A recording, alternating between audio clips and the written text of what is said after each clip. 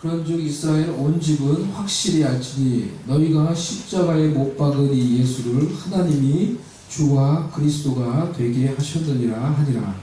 그들이 이 말을 듣고 마음에 찔려 베드로와 사도에게 물어가되 형제들아 우리가 어찌할꼬 하거늘 베드로가 이르되 너희가 회개하여 각각 예수 그리스도의 이름으로 세례를 받고 죄의 사함을 받으라. 그러면 성령의 선물을 받으리니 이 약속을 너희와 내 자녀와 모든 내 사랑 주 생활이 하나님이 얼마든지 줄 수 있는 것을 하시는 것을 알고 또 여러 말로 확증하며 권하여 이르되 너희가 이 패역한 세대에서 구원을 받으라 하니 그 말을 가진 사람들은 세례를 받되 이날의 신부의 수가 3000이나 더하더라. 같이 읽겠습니다. 그들이 사도의 가르침을 받아 서로 교제하고 떡을 떼며 오로지 기도하기를 힘쓰리라. 아멘. 성령의 사람들이라는 제목으로 오늘 말씀 전하도록 하겠습니다. 지금 우리는 성령의 역사와 마귀의 역사, 하나님의 은혜의 역사와 죄악의 역사가 공존하고 있는 이 세상 속에 살아가고 있습니다. 우리는 성령의 역사와 은혜 속에서 기쁨과 소망을 가지며 신앙생활 할 때도 있지만 또 때로는 죄악과 마귀의 역사와 유혹에 넘어져 고통하며 좌절하며 그렇게 신음할 때도 있습니다. 사도행전에는 이 세상의 임금인 마귀가 죄악으로 사람들을 주장하고 종으로 삼고 죄악이 관영하고 있는 이 세상 속에 부활하여 승천하신 예수님께서 보내주신 성령의 역사로 새로운 성령의 사람들이 만들어가는 성령의 새로운 생활과 성령의 새로운 통치를 이 사도행전이 잘 보여주고 있습니다. 오늘 본문 사도행전 2장은 믿는 성도들에게 부어진 성령의 역사로 말미암아 그들이 어떻게 새로운 생활을 하게 되었는지, 어떻게 그들이 새로운 역사를 만들어 갈 수 있게 되었는지를 보여주고 있습니다. 성령으로 말미암아 새로운 삶과 새로운 역사를 써가는 성령의 사람들이 가지고 있는 세 가지 특징에 대해서 오늘 말씀을 전하도록 하겠습니다. 첫 번째로 성령의 사람은 한 사람, 한 영혼의 가치를 볼 줄 아는 사람입니다. 한 사람의 가치, 한 영혼의 가치를 알고 그들을 정말 소중히 여기며 대우하는 사람입니다. 성령의 사람들은, 성령이 충만한 그러한 자들은 하나님이 그 사람을 보듯이 하나님의 관점에서 한 사람, 한 영혼을 바르고 가치 있게 고귀하게 평가하며 그 한 사람, 한 영혼을 존귀하게 평가하며 이끌어갑니다. 성령으로 충만하셨던 예수님이야말로 이 한 사람, 한 영혼의 소중한 가치를 알고 늘 예수님에게 맡겨주셨던 그 영혼, 그 사람들을 끝까지 붙드시고 사랑하고 이끄셨던 분이었습니다. 그래서 요한복음에 보면 이런 말씀이 있죠. 예수님이 자기가 이 세상을 떠날 때가 되신 줄 아시고 늘 자기의 때를 아셨어요. 예수님 자기가 떠날 때가 이제 다 된 줄 아시고 어떻게 하셨다 그랬어요? 자기에게 있는 사람을 사랑하시되 끝까지 사랑하시니라. 자기가 떠날 때가 이제 된 줄 아시고 예수님이 하실 일은 자기에게 있는 그 사람들, 제자들을 사랑하시되 끝까지 그들을 사랑하셨다라고 말씀하셨어요. 예수님이 대표적으로 베드로라는 이 사람을 어떻게 대우하셨는가라는 것을 보면은 우리는 그것을 잘 알 수가 있습니다. 성령을 받기 전에 이 베드로의 모습은 우리가 알고 있듯이 어떤 사람이었습니까? 부족한 사람, 우리하고 별반 그렇게 차이가 없는 그런 사람이었어요. 그때 보면 좀 더 심할 수도 있죠. 우리는 그렇게 막 부신하고 배신하고 막 그러지는 않았잖아요. 공개적으로. 그런데 베드로는 나중에는 어떻게 합니까? 예수님을 부인하고 배신하고 나중에는 이제 이 목숨이 막 이 경각에 달리는 것 같으니까 예수님을 저주까지 했어요. 저주까지. 그런 베드로를 예수님은 그런데 어떻게 대우하셨습니까? 그런 베드로를 예수님은 변함없이 정말로 끝까지 한결같이 그를 사랑하고 대우하시고 이끌어 가신 것을 우리가 볼 수가 있습니다. 부활하신 예수님을 베드로가 만나고도 베드로가 예수님을 다시 떠나가요. 보면 이제 그런 걸 우리가 볼 수가 있죠. 그래서 어떻게 합니까? 갈릴리 호숫가에 가서 거기서 이제 물고기 잡으러 다시 가요. 예수님이 부활했으면 이제 정말 베드로라면 어떻게 돼요? 정말 예수님 어디 가십니까? 정말 자꾸 사라지지 마세요. 제가 어디 있는지 예수님 늘 쫓아갈 겁니다. 막 이렇게 하면서 막 해야 되죠. 베드로면. 근데 그 베드로가 어떻게 된 게 부활하신 예수님 만났어요. 또 다시 근데 호숫가 가지고 물고기 잡고 있는 거예요. 물고기 잡으러 가느라. 그런 베드로에게 예수님이 다시 찾아오시죠. 요한복음 보면요. 다시 찾아와요. 그러니까 마지막 자에 그것을 이제 우리한테 소개해주고 있죠. 예수님이 그래서 부활하신 예수님을 만나고도 적극적으로 주님을 따르지 못하고 이제는 머뭇거리고 있는 그 어떤 고통이 많이 있겠죠. 마음속에 얼마나 많은 그런 이제 갈등 고민 여러 걸 얼마나 많이 있겠어요.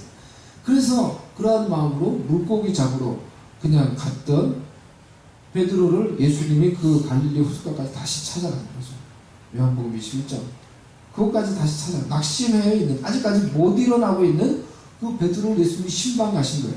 그 낚시하러 이제 그냥 나는 물고기 잡으러 갈 거야. 그렇게 가버린 베드로를 예수님이 그 베드로와 그 제자들이 거기서 밤새도록 해서 하나도 이제 못 잡고 물가에 서서 예수님이 얘들아, 헤이 친구들 이렇게 부른 거예요. 물고기 많이 잡았어. 못 잡았어요. 누가 이제 부르는 데마다 그냥 대답을 한 거죠. 배 오른편으로 던져봐. 엄청나게 많은 물고기가 또 막 올라오는 거예요. 153마리나 되는 물고기가 올라와요. 물고기가 이제 그물인데 이번에는 안 찢어져요.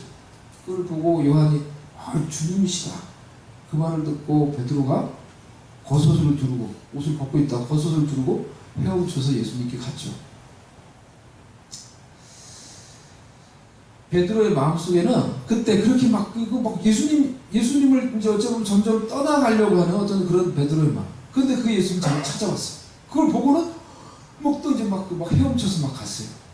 그 베드로의 마음속에 그렇게 예수님을 만난 베드로의 마음속에 뭐가 있었겠습니까? 죄책감. 예수님 보기 너무 이제 미안한 거죠. 죄책감. 그리고 어떤 이 자괴감. 그리고 어떤 두려움. 예수님께 또 이제 책망받을 것 같은 어떤 두려움. 여러 가지 묘한 감정들이 베드로의 마음 가운데 있었을 것이라고 생각을 합니다. 그런데 그런 베드로를 만나서 예수님이 한마디도 책망하지 않으세요. 한 번도 이 베드로를 만나시면서 예수님이 한 번도 책망과 같은 그런 꾸지람과 같은 그런 말씀을 하지 않으세요. 베드로 너 생각이 있어 없어? 응? 네가 그런 잘못을 하고도 네가 양심이 있으면 나를 잘 따라야 댕기지 어디 물고기 잡으러 가? 응? 네가 뭐라 했어 전에? 죽을지언정 다른 사람은 다 부인해도 죽을지언정 나는 주님을 부인하지 않겠다고. 이게 뭐라 했거든요. 그날 밤에. 네 말 좀 해봐라. 네가 양심이 있으면 말 좀 해봐라. 인간적으로 생각하면 그런 말을 한참 해놓고 그리고 나서 이제 회복시킬 수도 있는 건데 이런 말씀을 예수님이 베드로를 보고 한 번도 그런 말씀을 안 하세요. 오히려 예수님께 막 예수님이라는 걸 알고 그냥 그런 이런 묘한 감정을 가지고 베드로가 막 헤엄쳐서 갔더니 예수님은 거기서 뭐하고 계세요? 물고기 굽고 있어요. 물고기를 굽고 있고 떡도 막 있었어요. 이 제자들 먹이려고 식사를 준비하시고 계신 거예요. 제자들이 밤새도록 한 마리도 못 잡고 이렇게 배고플 제자들 먹이려고 식사를 준비하고 있는 거예요. 야 배고프지? 어서 먹자. 예수님 그러는 같이 먹는 거예요. 아무 말씀도 안 하시고 그냥. 그 제자들도 미안하니까 아무 말도 못하고 그냥 먹는 거예요. 그리고 먹고 나서 예수님이 베드로에게 뭐라고 말합니까?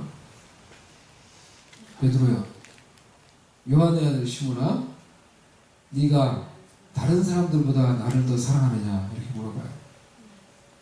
요한의 아들 시몬아, 네가 다른 사람들보다 나를 더 사랑하느냐? 이 말이 사실은 베드로의 마음속에 있는 그런 말이에요. 베드로는 늘 내가 예수님 다른 사람들보다 예수님을 더 사랑해요. 내가 이 세상에 있는 그 누구보다 예수님을 정말 제일 사랑해요. 그래서 다른 사람들은 다 배신해도 다른 사람 다 배신자 만들어 놓고 나는 배신 안 해요. 예수님 나는 죽어도 배신 안 해요. 그게 베드로의 마음속에 있었던 거예요. 근데 그 말을 지금 할 수 없어요. 그런 마음 가지고 예수님 따른다고 그렇게 고백하고 맹세했는데 제일 앞장서서 예수님을 부인하고 예수님을 저주했던 사람이에요. 그래서 그 말을 할 수 없는 베드로에게 예수님이 그 말을 끄집어내서 베드로의 마음속에 있는, 하지만 다시 그 말을 차마 할 수 없는 그 베드로의 마음속에 있는 말을 끄집어내서 예수님이 해주시는 거예요. 너 나를 정말 다른 누구보다 더 사랑하지? 너 나를 그렇게 사랑하냐? 물어봐요. 그 베드로가 예수님, 예, 그래요. 제가 주님을 그렇게 사랑하는 걸 주님이 아세요. 그렇게 말해요. 차마 이제는 부끄러워서 할 수 없는 그 베드로의 마음속에 있는 그 말을 예수님이 끄집어내가지고는 그거를 물어보시고 그 마음을 인정해주고 네가 나를 그렇게 사랑하는 거 내가 알아. 그러니 내가 너에게 맡겨줄 양들을, 영혼들을 네가 돌봐라. 그렇게 말씀하시며 무너져 있고 예수님 앞에 나아갈 수 없고 죄책감과 자괴감과 묘한 감정으로 이렇게 일어날 수 없는 그 베드로를 다시 일으켜 세우시는 거예요. 그렇게 인정해 주시고 비록 그렇게 살지는 못했지만은 그 마음이 진심인 걸 내가 알아. 네가 비록 그렇게 살지는 못했지만은 그게 너의 진심이었다는 걸 내가 알아. 그 말씀하시고 그리고 내가 너한테 영혼을 맡길 거야. 그렇게 말씀하시면서 그 영혼을 세우시는 거예요. 이 실패자, 배신자, 비겁자 이런 베드로를 예수님이 어떻게 대우하셨는가 라는 것을 볼 때 우리가 예수님이 한 영혼을 어떻게 사랑하시는가 라는 걸 알 수가 있다는 거예요. 이때에도 비록 그때 예수님은 베드로는 넘어져 있고 실패한 사람이고 좌절한 사람이고 소망이 없는 사람이었지만 그런 베드로를 예수님은 보시면서도 그 베드로 뒤에 그 베드로가 다시 일어나서 장차 그 베드로 뒤에 있을 4,000명, 베드로 뒤에 있을 5,000명, 베드로 뒤에 있을 수많은 영혼들을 보시고 그 베드로를 소중히 여기시며 일으키시며 그를 세우시며 그를 이끌어 가시는 것을 우리가 볼 수가 있는 것입니다. 지금은 실패자지만 지금은 좌절하여 고개를 숙이고 있지만 지금은 죄악과 어둠 속에서 막 어떻게 할 줄을 몰라. 그래서 물고기가 잡으러 가는 거예요. 그래서 그냥 물고기 잡는 게 나쁜 건 아니지만 예수님이 뭐라고 했습니까? 너는 앞으로 사람을 낳는 어부가 될 것이다. 근데 이제 그 사명을 감당할 능력이 없는 거예요. 자기 마음속에. 그 사명을 감당할 힘이 없는 거예요. 나는 그래서 그냥 물고기 잡으러 갈 거야. 이러고 있는 베드로에게 갈대같이 흔들리고 있는 베드로에게 그런 사람이지만은 이 베드로 한 사람을 통해서 오늘 본문에서 우리가 보고 있는 것처럼 이 베드로 한 사람을 통해서 3,000명의 영혼이 돌아오고 베드로의 설교를 듣고 5,000명의 영혼이 돌아오고 베드로 한 사람을 통해 수많은 영혼이 장차 돌아올 것을 예수님은 미리 보시고 그 넘어져 있는 그 영혼을 소중히 여기며 격려하며 위로하며 일으켜 세우시고 있는 거예요. 성령의 사람들은 이와 같이 한 영혼의 가치를 바로 보며 그 한 영혼 한 영혼을 소중히 여기며 격려하며 세워가는 사람들인 것입니다. 베드로 한 사람 뒤에 3,000명, 5,000명 수많은 영혼들이 달려 있었던 것처럼 지금 내 앞에 있는 이 사람, 지금은 아무것도 아닌 것 같지만 지금 내가 관계하고 있는 이 사람, 지금 나와 함께 신앙생활하고 목장에 있고 같이 있는 이 사람, 지금은 아무것도 아닌 것 같고 연약하고 넘어지는 사람인 것 같지만 이 사람 뒤에 있을 장차 수많은 영혼들, 어떠한 소중한 영혼들이 이 사람에게 달려있는지 모르는데 그 생각을 하면서 한 영혼 한 영혼을 소중히 하나님의 사람으로 그리스도의 사람으로 우리가 대우하며 세워가는 것입니다. 어느 시골 광산촌에서 한 젊은이와 좀 나이가 있은 그 아저씨가 그 광산에서 일을 했습니다. 그래서 이제 탄광을 캐는 그런 일을 했죠. 그 불 속에 갱도에 들어가서 열심히 그런 일을 했는데 어느 날 그 탄광이 무너졌어요. 그래서 이 사람들이 그 갱도 안에 갇힌 거예요. 두 사람이 갱도에 갇혀서 이제 생사를 어떻게 알 수 없는 그런 절박한 상황 가운데 빠져 있게 된 것입니다. 근데 그때 그 좀 나이가 많으신 이 아저씨가 되는 이분이 한 청년에 같이 있는 그 일했던 그 청년에게 물어봤어요. 젊은이, 자네는 사람이 죽으면 어떻게 되고 어디로 가는지 아는가? 그 청년이 모른다고 했어요. 그래서 그 아저씨가 그곳에서 그 청년에게 예수 그리스도에 대한 복음을 전해줬어요. 예수님을 믿어야 되는 것에 대해서 복음을 전해줬어요. 그 청년이 그 복음을 듣고 그 자리에서 예수님을 믿기로 하고 영접 기도를 하고 막 회개 기도를 하다가 그만 성령의 은혜 속에서 펑펑 울면서 막 기도를 한 거예요. 펑펑 울면서 막 기도를 하다가 그만 정신을 잃어버렸어요. 너무 막 간절히 기도하다가. 그래서 정신을 딱 깨서 차리고 눈을 떠보니까 자기는 병실에 있는 거예요. 누군가에 의해서 구조를 받아서 병실에 지금 누워있는 거예요. 그 아저씨는 어디 갔냐고 했더니 그 아저씨는 그만 그 갱도에 갇혀서 돌아가신 거예요. 죽고 만 거예요. 그 아저씨와 생사를 알 수 없는 그 갈림길에서 그 아저씨가 전해주는 그 복음을 듣고 예수를 믿게 되고 또 극적으로 생명을 얻게 된 그곳에서 이제 구원받게 된 구조받게 된 이 청년이 자신의 인생을 이제 예수를 믿어서 온전히 자신의 인생을 하나님께 드리며 헌신하는 사람이 되었어요. 이 사람이 바로 누구냐고 하면은 아프리카 케냐의 마사이족에 가서 그곳에서 20년 동안 복음을 전하며 35만의 마사이족을 복음화시킨 마사이족의 아버지라고 불리우는 안찬호 선교사님이라는 분이에요. 안찬호 선교사님이라는 분이에요. 이분이 그런 생사의 갈림길에서 그 죽음 앞에서 동료 아저씨가 전해준 그 복음을 듣고 거기서 또 극적으로 구출이 되어서 아프리카의 수많은 영혼들을 살리는 그런 선교사가 된 것입니다. 여러분이 한 영혼을 사랑하는 마음으로 우리가 이 3개월을 복음을 전하는 그런 전도 선교기간으로 보내자고 했는데 그런 마음으로 우리가 누군가에게 전해준 그 복음과 사랑으로 그 영혼이 예수를 믿게 되어서 그 영혼을 통해 후에 얼마나 놀라운 열매들이 우리가 알지 못하는 놀라운 일들이 벌어질 것인가 라는 것에 대한 소망을 가지고 기대를 가지고 사모하는 마음을 가지고 한 영혼을 사랑하며 그 한 영혼을 복음과 사랑으로 섬길 수 있는 저와 여러분이 될 수 있기를 바랍니다. 두 번째, 성령의 사람은 자신의 죄악의 실체를 볼 줄 아는 사람입니다. 베드로의 설교는 너희가 십자가에 못 박아 죽게 한 이 예수를 하나님이 다시 살리사 주와 그리스도가 되게 하셨느니라로 맞춰집니다. 이 말씀을 들은 사람들은 베드로의 설교를 통해서 자신의 죄악을 보게 되었습니다.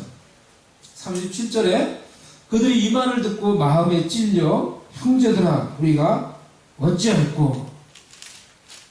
성령이 우리 가운데 역사하시면은 먼저 성령은 우리의 내면에 있는 우리의 이기심, 우리의 탐욕, 우리의 정욕, 우리의 죄악의 실체들을 보게 해 주십니다. 그래서 우리 스스로에게는 아무런 소망이 없음을 깨닫게 해 주시는 것입니다. 성령에 의해서 자신의 죄악의 실체를 깨달은 자들은 베드로의 설교를 들은 자들과 같이 우리가 어찌할꼬, 내가 어찌할꼬 라고 탄식하며 절망을 하게 되는 것입니다. 성전에 올라가서 기도하며 가슴을 치며 하나님 앞에서 하나님 저는 죄인입니다. 가슴을 치며 통곡하였던 이 세리가 하나님 앞에서 더 은혜를 받고 하나님 앞에서 의롭다고 인정받는 그런 은혜를 받았던 것처럼 자신의 죄악을 보며 절망할 수 있는 자들에게 하나님의 은혜, 하나님의 의롭게 하시는 은혜가 임하게 된 것입니다. 하지만 죄악 가운데 살면서도 스스로에게 절망하지 않는 자들에게는 하나님의 은혜가 임하지도 않고 그들은 예수님을 구주로 믿을 수도 없는 것입니다. 잠언 14장 9절에 미련한 자는 죄를 심상히 여겨도 정직한 자 중에는 은혜가 있다고 얘기했습니다. 우리 가운데 영적인 위기가 있다고 하면은 바로 이런 것입니다. 죄를 죄로 인정하지 않는 시대 속에 우리가 살아가고 있는 거예요. 죄 가운데 살면서도 그것을 진정 죄로 인정하지 못하는, 죄를 가볍게 여기는, 죄를 심상히 여기는 그런 시대의 사조 속에 우리가 살아가고 있는 것이 영적인 위기인 것입니다. 성령의 역사 속에서 우리가 우리의 죄악을 깨닫고 고백하면은 우리도 죄사함을 받고 새로워질 텐데, 영적으로 유쾌하게 되는 그런 은혜가 우리 가운데 임할 텐데, 죄를 인정하지 않기에 죄 가운데 살다가 죄 가운데 죽고 심판을 받는 것입니다. 성령이 역사하면 성령은 먼저 우리의 죄악의 실체를 보게 해주십니다. 우리의 이기심, 우리의 탐욕, 우리의 정욕, 교만, 추악함, 내가 어찌할 수 없는 이 죄악과 추악함과 연약함을 보게 해주시는 것입니다. 우리의 무능력과 죄악 속에서 먼저 절망하게 하시며 오직 예수 그리스도만이 우리의 구원의 소망이 되심을 알고 그분을 믿고 그분을 바라보게 해 주시는 것입니다. 그래서 성령의 역사 속에서 자신에게 절망할 줄 아는 자만이 오직 예수 그리스도가 주시는 절대 소망을 붙잡을 수가 있는 것입니다. 성령이여 우리 속에 역사사 우리의 죄악의 실체를 보게 해 주시옵소서. 우리의 이기심과 우리의 교만과 우리의 탐욕과 우리의 정욕을 보게 해 주시옵소서. 그래서 나 자신에게 절망하며 내 자아의 죽음을 고백하며 이런 죄된 자를 십자가에 못 박는 것을 경험하게 하시고 오직 구원의 소망이 되시는 예수 그리스도만을 믿고 바라볼 수 있게 주시옵소서. 우리 자신을 위해서 이렇게 기도할 수 있는 저와 여러분이 될 수 있기를 바랍니다. 지난주에 성령의 사람들이라는 제목으로 말씀을 여러분과 나눴습니다. 성령을 받아서 성령의 통치 속에서 새로운 삶을 살아갈 성령의 사람들의 두 가지 특징에 대해서 말씀을 드렸습니다. 그것이 무엇입니까? 첫 번째는 영혼의 가치를 바로 볼 줄 아는, 한 사람 한 영혼의 가치를 바로 볼 줄 아는 사람이라고 했습니다. 하나님이 그들을 보듯이 연약하고 넘어지고 실패하고 좌절하고 있지만은 예수님이 베드로를 보듯이, 예수님이 그 영혼을 보듯이 한 영혼의 가치를 바로 볼 줄 아는 사람이라고 했습니다. 두 번째는 성령의 조명 속에서 자신의 우리의 죄악의 실체를 바로 볼 줄 아는 사람이라고 했습니다. 세 번째로 이어서 성령의 사람들은 예수를 구주로 영접해 새로운 삶을 살아가는 자들입니다. 예수님을 구주로 영접해서 어떻게 해요? 새로운 삶을 살아가는 자들입니다. 성령의 사람들은 예수님을 구원자 주님으로 영접해야 하는 절대 불가결한 이유를 깨달은 자들입니다. 그들은 로마서 7장의 사도 바울의 고백처럼 오호라 나는 곤고한 자로다. 이 사망의 몸에서 누가 나를 건져내랴. 이 고백처럼 죄악의 실체를 바로 알기에 자신의 힘으로 죄악에서 구원받을 수 없음을 절실히 깨달았기에 부활하여 우리의 구세주가 되신 예수 그리스도를 절대적으로 믿고 소망하는 것입니다. 그래서 성령의 사람들은 삶의 주체가 바뀐 사람입니다. 무엇이 바뀌었다고요? 무엇이 바뀌었다고요? 삶의 주체. 한번 따라해 보겠습니다. 삶의 주체. 삶의 주체. 로마서 7장에 나오는 바울도 경험한 이 죄악된 삶의 주체는 누구입니까? 죄악을 이기지 못해서 곤고한 그 삶의 주체는 자기 자신이에요. 자신이 주인이 되어서 살아온 결과, 그것은 온통 그 결과 온통 죄악 투성이 죄악의 열매뿐이더라는 거예요. 그리고 그것을 깨닫고는 절망하는 거예요. 내 힘으로 살아보려고, 내 능력으로 내가 살아보려고 했는데 그렇게 살아본 결과는 죄악밖에 없더라는 거예요. 그렇기 때문에 예수를 믿어서 새로운 삶을 살아가는 삶의 주체는 내 자신이 아니고 바로 예수 그리스도가 되어야 하는 것입니다. 아멘? 이 부분이 우리가 확실히 되어야 되는 것입니다. 자신이 주인이 되어서 살아온 삶은 아무리 세상에서 내가 죄악을 이기려고 해도 죄악이 나를 이기는 죄악된 삶으로 절망하였기에 예수님을 영접하여 시작하는 새로운 삶의 주체는 반드시 나 자신이 아니라 예수 그리스도가 되어야 하는 것입니다. 그래서 로마서 7장에서 바울은 죄악을 이기는 삶, 죄악을 이기는 게 아니고 죄악이 이기는 삶, 죄악이 자신을 이기는 삶으로 인해서 절망하고 있어요. 그런데 8장에서는 너무나 쉽게 성령이 이기는 삶, 성령이 자유롭게 하며 성령이 그래서 열매를 맺게 하는 삶을 찬양하며 노래합니다. 마치 어린아이가 막 울다가 갑자기 울음을 뚝 그치고 막 웃는 것 같아요. 갑자기 어린아이는 갑자기 이렇게 그런 경우가 가끔 있죠. 마치 어린아이가 그렇게 하는 것 같아요. 로마서 7장에서는 죄악을 어찌할 수 없어서 오라 나는 곤고한 자로다. 누가 나를 이 사망의 몸에서 건져내랴. 이렇게 절망하는 바울이 8장으로 딱 넘어가면 갑자기 하나님을 막 찬양해요. 주 예수 그리스도를 막 찬양해요. 막 기뻐해요. 어떻게 그것이 그렇게 바뀝니까? 어떻게 죄악이 이기는 절망을 고백하다가 어떻게 한순간에 죄악을 이기는 삶을 찬양하고 막 노래할 수 있습니까? 삶의 주체가 바뀌면, 우리의 삶의 주인이 바뀌면 그것이 그렇게 손바닥 뒤집는 것처럼 쉬운 일이 될 수 있다는 것입니다. 아멘?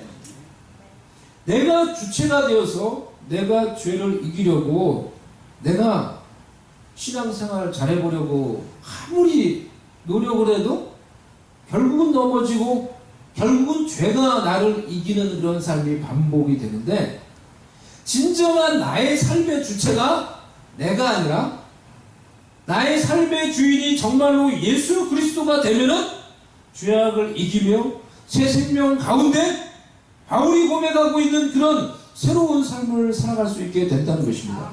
그것이 성경이 우리에게 약속을 해주고 있는 것입니다. 로마서 7장 18절에서 우리 25절 말씀을 한번 보면은 바울의 고백입니다. 내 속 곧 내 육신에 선한 것이 거하지 아니하는 줄을 아노니 원함은 내게 있으나 선을 행하는 것은 없노라. 이 바울의 이제 자기 고백이에요. 내가 원하는 바 선은 행하지 아니하고 도리어 원하지 아니하는 바 악을 행하는도다. 만일, 우리도 그럴 때가 얼마나 많이 있어요. 바울도 그랬다는 거예요.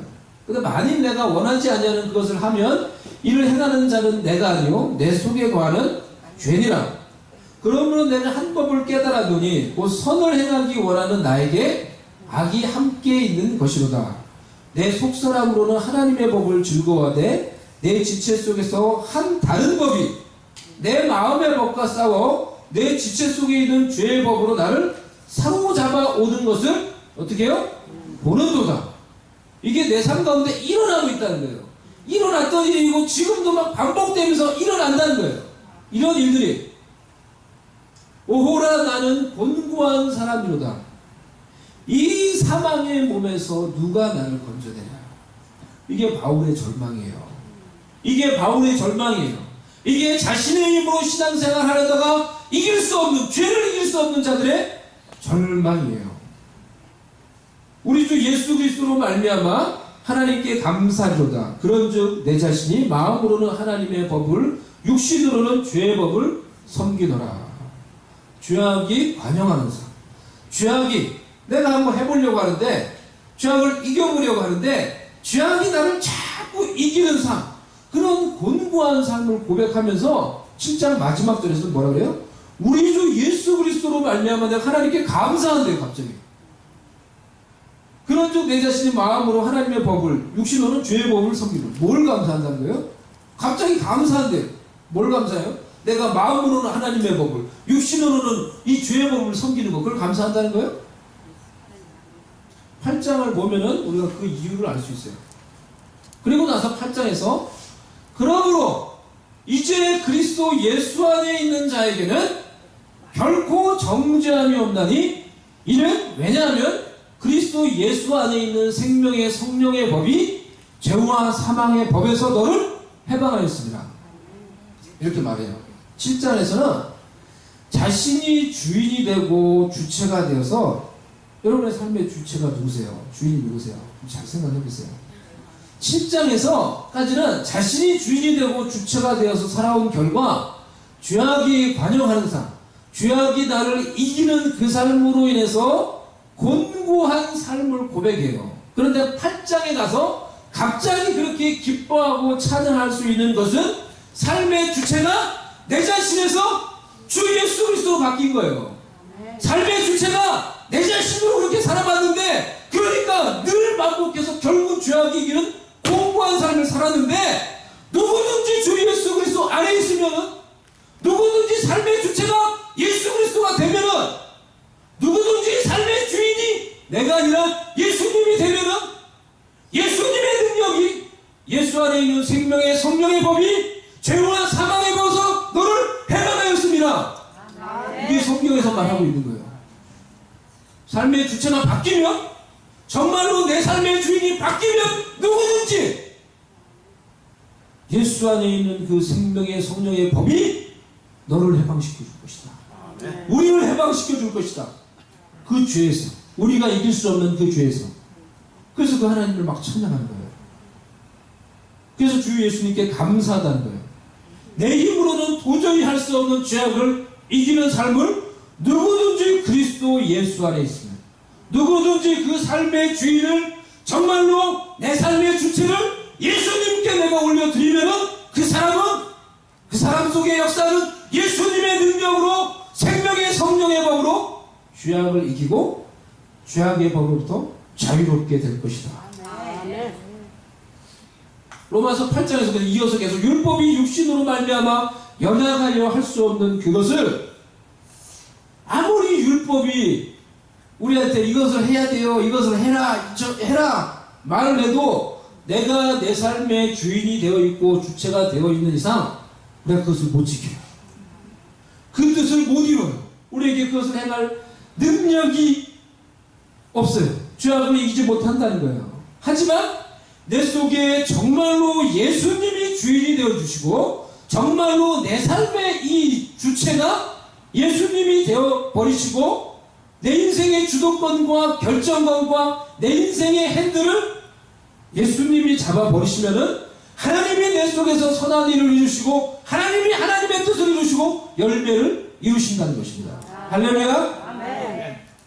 성령의 사람들은 이와 같은 필연적인 이유로 예수를 구주로 영접해서 단순히 교회를 다니는 게 아니고, 단순히 교회 생활을 하는 것이 아니고, 자신이 주인이 아닌 예수 그리스도가 삶의 주체가 되고 주인이 되는 새로운 삶을 시작하는 것입니다. 시작하는 사람들인 것입니다.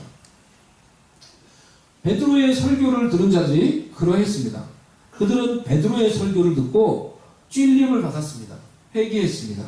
예수님을 구주로 영접해서 세례를 받고 성령의 선물을 받아 예수가 주체가 되고 예수가 주인이 되는 새로운 삶을 살기 시작했습니다. 그들의 삶과 생활 속에 새로운 일들이 일어나기 시작했고, 하나님이 이끄시는 새로운 역사가 그들의 삶과 그들의 공동체 가운데 일어나기 시작했던 것입니다.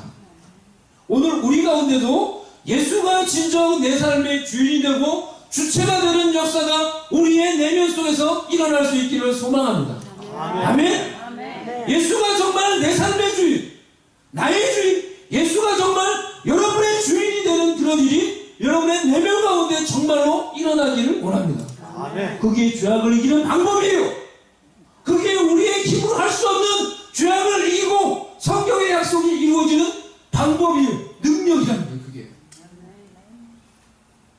그래서 예수가 주체가 되어서 내 삶 속에서 우리 삶 속에 일으키는 새로운 생활, 새로운 열매, 하나님이 일으키시는 새로운 역사가 우리 가운데 가득히 나타날 수 있기를 주님의 이름으로 간절히 축원합니다. 아멘.